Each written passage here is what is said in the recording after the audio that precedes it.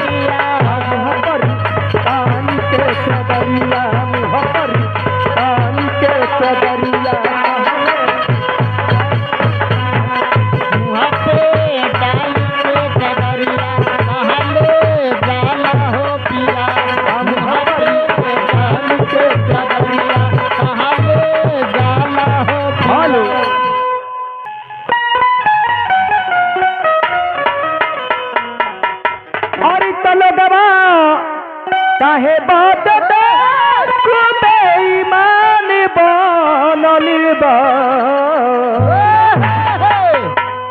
और तलगवा काहे बात बेईमान बनली बा अरे ई देहिया 4 दिन खाती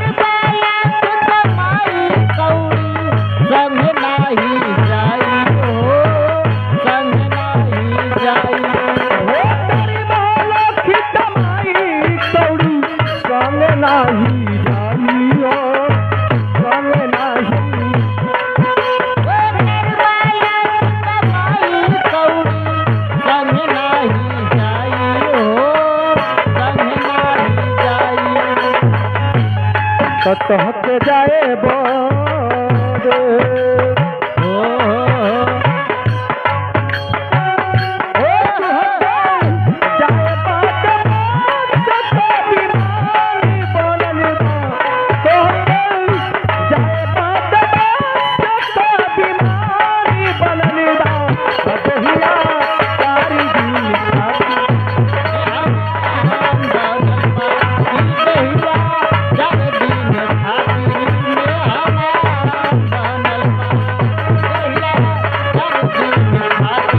Yeah.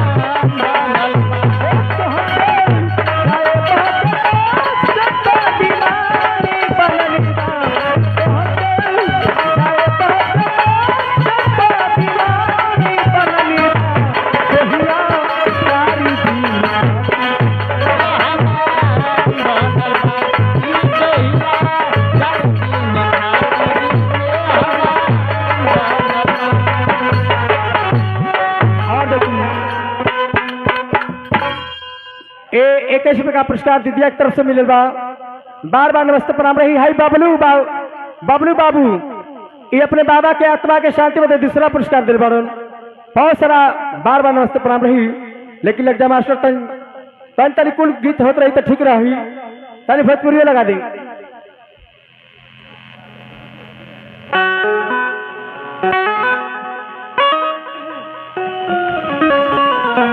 आए देखिए प्रकाश मिस्त्री सराय की धरती से नाजीपुर सराय से आपकी तरफ से 21 रुपये का पुरस्कार बार बार नमस्ते प्रणाम रही। तैसे बाबा साहब